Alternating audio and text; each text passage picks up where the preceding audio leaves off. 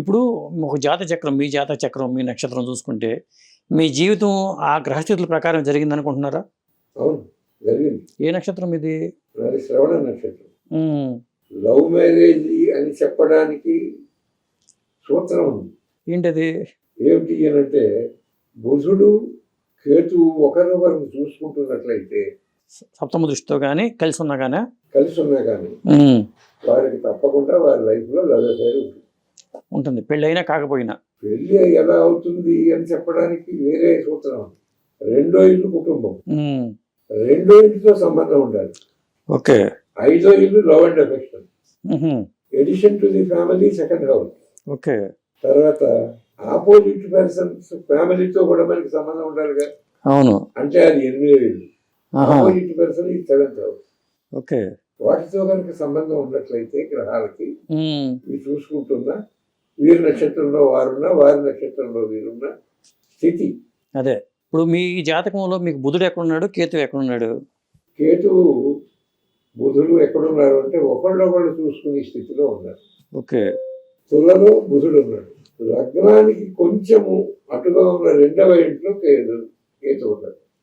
అంటే 8వ ఇంట్లో రాహు ఉన్నాడు. ఓకే. 8, 2 ఇక్కడ బుధుడు.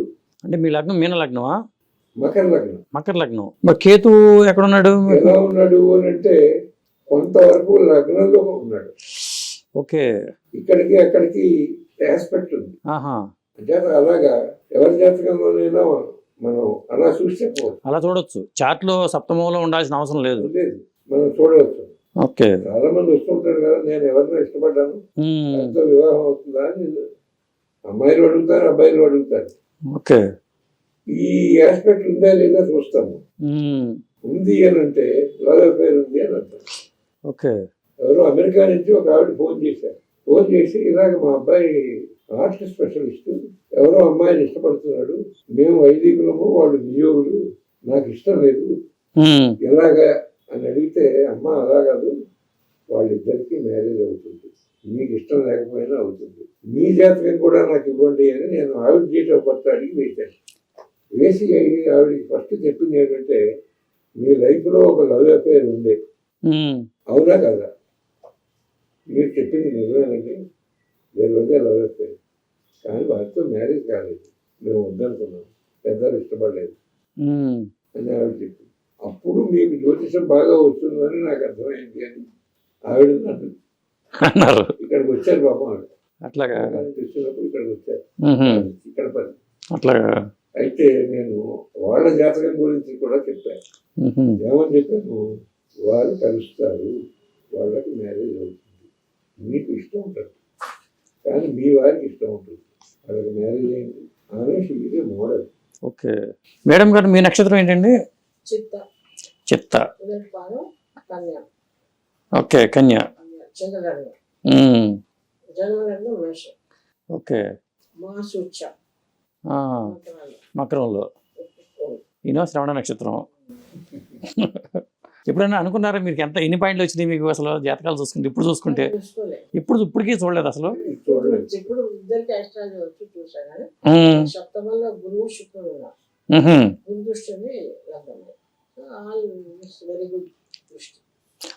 సాధారణంగా కారక భావనాశయ సూత్రంలో సప్తమంలో వివాహకారక శుక్రుడు ఉండకూడదు అంటారు. అందరిలోనూ పనిచేయడం లేదు, మన వాళ్ళు అన్నాం అన్నప్పటికీ. మాది చూడండి, వారి నక్షత్రం నుంచి నా నక్షత్రం 9 అయింది, పరమమిత్ర. అవును. 5, 3, 7 కావు, అంటే అక్కడ నక్షత్రము బాగుంది. అది నేను ఎప్పుడో చూశాను తర్వాత. ఓకే. చూడవలసిన అవును అనుకోలేదు అలాగే. ఇంకోటి ఏంటంటే, కొన్ని సందర్భాలలో మనం పొంతం చేయక్కర్లే. ఏ సందర్భాలు అండి అవి? ఏ సందర్భాలు? మొదటిది, లవ్ మ్యారేజెస్ లో మనం చూడవలసిన అవసరమే లేదు. చాలా మంది లవ్ మ్యారేజ్ కూడా మళ్ళీ అస్ట్రాలజర్ని సంప్రదిస్తారు. కానీ నేను చెప్తాను వాళ్ళకి, ఎందుకు, మీలో ఉండే చెడుని కూడా నేను లైక్ చేశాను, మీలో ఉండే మంచిని లైక్ చేశాను, కనుక అవసరం లేదు. ఓకే. ఇది మంచి పాయింట్, చాలా మంది ప్రేమికులకి పనికొచ్చే పాయింట్. ఇంకా రెండో విషయం, ఎవరో మహానుభావుడి దగ్గరికి వెళ్ళాము, ఏ సత్యసాయిబాబా గారి దర్శనమో చేస్తారు, మా వాళ్ళకి పెళ్ళికి కావడం లేదండి, ఆయన ఆశీర్వదిస్తారు, సిద్ధపురుషుడు, వారు ఏమనుకుంటే అది అవుతాయి. కనుక అట్లాంటి వారు ఆశీర్వదించినప్పుడు, శంకరాచార్యుల వారు కానీ ఇట్లాంటి మహానుభావులు పెద్దవారు ఆశీర్వదించినప్పుడు ఇంకా మనం చూడగలం. పొంతం చూడాల్సిన అవసరం లేదు. మొత్తం చూడవలసిన అవసరం లేదు. 3 దాంట్లో ఎలాగా మేనరికాలు ఉంటాయి.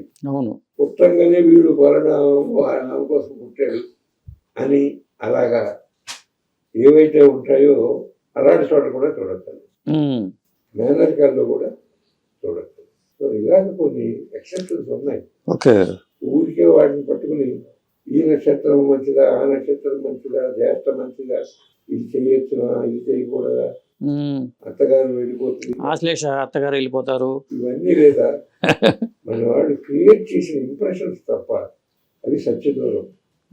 త్రిజ్యేష్ఠ ఉండకూడదు. ఇప్పుడు త్రిజ్యేష్ఠ విషయం వేరు, త్రిజ్యేష్ఠ విషయము వేరు, దాన్ని పక్కన పెడదాం. మిగతా విషయంలో మనము ఈ విషయములలో మనం చేయగలం. తర్వాత కొన్ని లగ్నాలు ఫ్రెండ్లీ లగ్నాలు ఉంటాయి. కుజుడు, చంద్రుడు, గురువు, వీళ్ళు మిత్రుడు రవి, వీళ్ళ లగ్నాలు అయినప్పుడు లగ్నాధిపతులు ఫ్రెండ్స్ అయ్యారు. అది వధువులకి అంచేత అది మంచిది. అలాగే చంద్రుడు కూడా చాలా ఇంపార్టెంట్ కాదు. చంద్రుడు అనేటప్పటికి నక్షత్రం వస్తుంది. అవును. ఈ నక్షత్రానికి ఆ నక్షత్రానికి ఉండే దూరము 3, 5, 7 కావద్దు. ఓకే. కృష్ణమూర్తి గారి పద్ధతిలో ఏం చెప్పారు అని అంటే, మొదటి 9లో 3, 5, 7 రిజెక్ట్ చేయి, రెండవ వరుస 9లో కొన్ని పాదములు యాక్సెప్ట్ చేయదు. ఆయన మ్యారేజ్ అండ్ మ్యారేజ్ లైఫ్ అని ఒక పుస్తకం రాశారు. 6 రీడర్స్ ఉన్నాయి ఆయన. ఆ 6 రీడర్స్ లో 4వది మ్యారేజ్ అండ్ మ్యారేజ్ హ్యాపీనెస్. అందులో చెప్పాడు కొన్ని పాదములు ఎక్సెప్షన్, ఆ పాదములో ఉంటే మనం యాక్సెప్ట్ చేయాలి. సో నేను అలాంటి ఉన్నప్పుడు వాళ్ళకి నేను చెప్తాను, నిజానికి ఇది 7వ నక్షత్రం ఉంది, అయినప్పటికీ కూడా ఈ పాదంలో ఉంది. మనం ఈ పాయింట్లు చూడక్కర్లేదండి. 18 పాయింట్లు వచ్చినాయా లేకపోతే 30 వచ్చినాయా? ఒక్కొక్కళ్ళు ఒక్కొక్క రకంగా చూస్తారు, నేను వేరే రకంగా చూస్తాను. పాయింట్స్ కంటే నేను ఏం చేస్తానంటే జనరల్ గా సెటప్ ఎలా ఉన్నది అంటే మనస్సు ప్రధానం కదా, అన్నిటికంటే ముఖ్యం. అవును. ఆ మనస్సు మంచి నక్షత్రం మీద ఉండడము, ఒకరి నుంచి ఒకరికి ఉండే డిస్టెన్స్ మంచి డిస్టెన్స్ అవ్వడము, అది ఇంపార్టెంట్. ఓకే.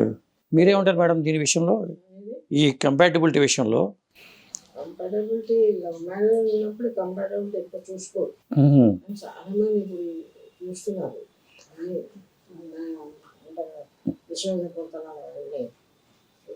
సరే కరెక్ట్ టైం చెప్పడం రావాలి. బర్త్ టైము ఎవరికి కరెక్ట్గా ఉండట్లేదు కదండి. దానికి ఏం చేయాలండి? అసలు చాలా మంది కరెక్ట్ టైం లేదు, అది ఎలా? ఇప్పుడు దీనికి హాస్పిటల్ టైం 2 విషయాలు ఉన్నాయండి. ఇప్పుడు ఆ వాచ్ లో చూడండి, అవును, చూడండి 7, 5, 4కి మధ్యలో ఉంది. అవును. చిన్న ముళ్ళు 7కి 8కి మధ్యలో ఉంది.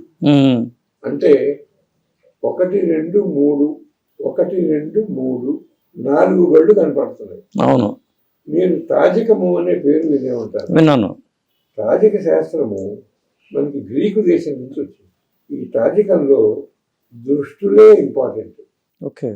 3 రాసుల దూరంలో 2 ముళ్ళు ఉండడము, ఇటు నుంచి ఇటు ఎంత ఉంటుంది అంటే 11 ఉంటుంది. అలాగే ఇటు నుంచి ఇటు 5 ఉంటే అటు నుంచి అటు 9 ఉంటుంది.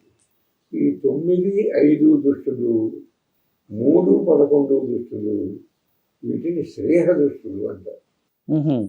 ఇప్పుడు ఎక్కడి నుంచో వేరే దేశం నుంచి ఫోన్ వచ్చింది, ఏమంటే మేము పిల్లలను వెతుకుతున్నాము, ఇంతవరకు దొరకలేదు, దొరుకుతుందా, ఎప్పుడు చూడమంటారు?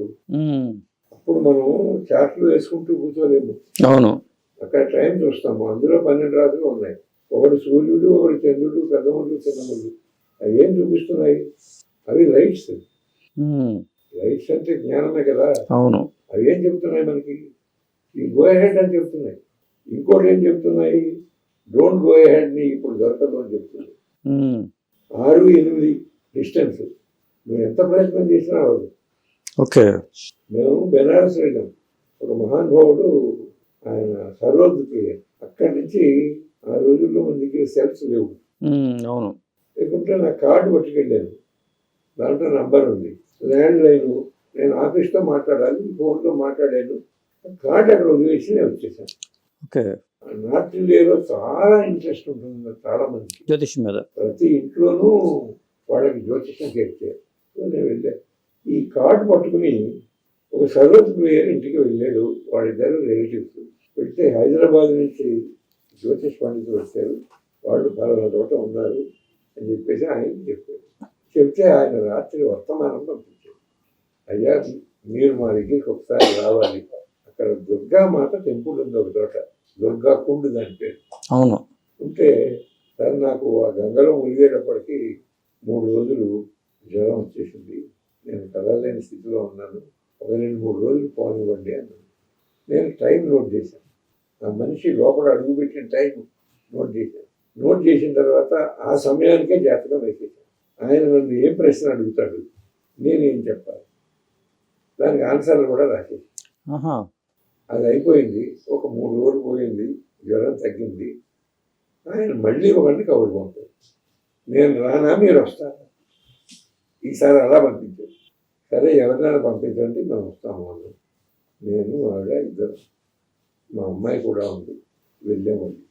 మీరు నన్ను ఈ ప్రశ్నలు అడుగుదాం అనుకున్నారు అని చెప్పేసి మొదటి ప్రశ్న ఆయన ఏమని అడుగుదాం అనుకున్నాడు, పద్మశ్రీ వస్తుందా నాకు అన్నది ప్రశ్న. ఓకే. మరి అది ఎలా చెప్పాము అంటే 10th house indicates name and fame. Self ఎవరు, నాకు నాకు పద్మశ్రీ వస్తుందా, నేమ్ అండ్ ఫేమ్ వస్తుందా, ఇది అక్కడ ఒకటి. రెండో ప్రశ్న ఏమిటి, ఆయనకి వ్యాపారం మీద మనస్సు. బుధుడు వ్యాపారానికి ఇండికేషన్. తులతో సంబంధం కనుక ఉన్నట్లయితే వారికి వ్యాపారం మీద ఇంక్లినేషన్ ఉంటుంది. రెండో ప్రశ్న, నాకు వ్యాపారం చేయాలనుంది, అందులో వేరే దేశంలో చేయాలనుంది, సక్సెస్ అవుతానా. అయితే ఆ వ్యాపారం ఏమిటి, వ్యాపారం అనగానే ఆయనకి ఈ కేమ్ అవుట్.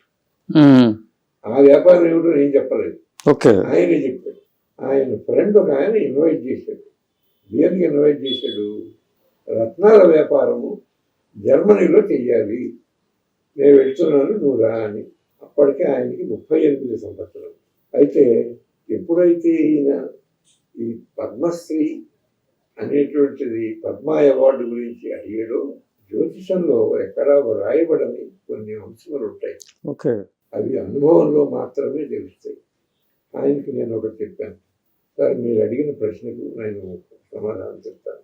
నాన్నగారి ఆరోగ్యం గురించి మీరు శ్రద్ధ తీసుకోండి రాబోయే రోజుల్లో అన్నాను.